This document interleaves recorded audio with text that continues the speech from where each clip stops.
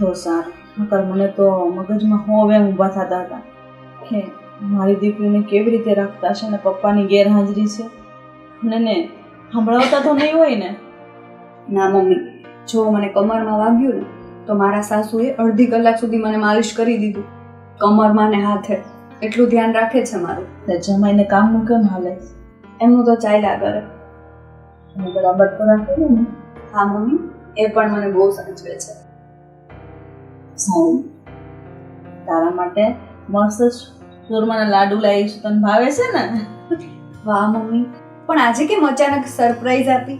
અરે મને બહુ મન થઈ ગયું હતું કે મારી દીકરીનું મોઢું જોઈએ, એટલે આવતી રહી. એટલે મેં કીધું સવારે વહેલી નીકળું ને એટલે બપોરના સમયે પહોંચી જાઉં ને તો તને લાડવા પણ ભાવે ને તો લાડવા લેતી આવી. સારું, મને લાગતું જ હતું કે થોડાક દિવસમાં મમ્મી આવવા જોઈએ, હમણાં કેટલા ટાઈમથી નથી આવ્યા ને એટલે.